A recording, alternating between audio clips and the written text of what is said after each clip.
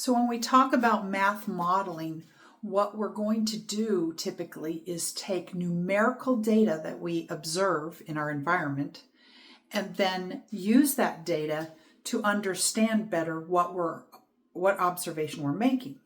So the most basic form of data that we might collect would be single variable data, and that is just a collection of single numbers. So you might list them, or if you want a more visual representation, you could represent them on a number line.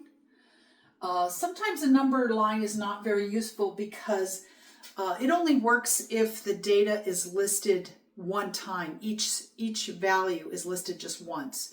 A histogram would be more useful if you want to show data that has multiple listings of the same value. And then sometimes it's not feasible to list your data. For example, if it has an infinite number of values, for example, the set of all even numbers, then you might just describe it, okay, and just say the set of all even numbers. So 3 things that we use to interpret single variable data would be the mean, median, and mode. Oh, and also you could add to that maximum value and minimum value. So it's kind of interesting. They all start with M. So when you have, these would interpret your data. So the mean is just your average of the data. Your median is the middle value, and that would only occur if you have an odd number of values in your data set. You could take the middle value. If you have an even number, then you take an average of the 2 middle values. Okay? And the mode is the value that occurs the most often.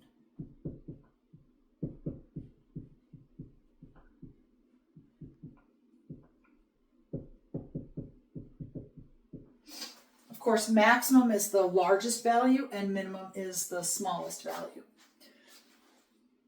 So this is how we interpret our data, and this is how we represent our data. Here's an example. The daily high temperature in Statesboro, the week of July 20th, 2025, and here you can see I have a list of values for the 7 days.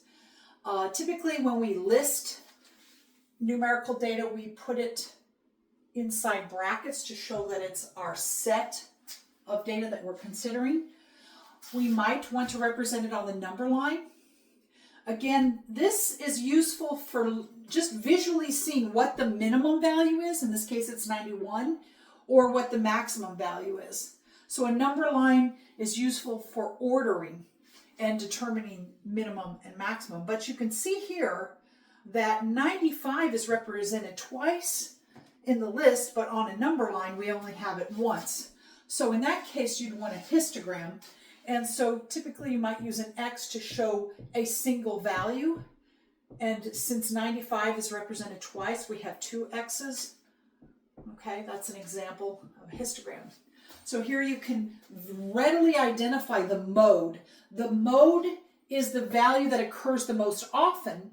And in this particular list, we can see 95 occur twice, as opposed to the other values that only occurred once.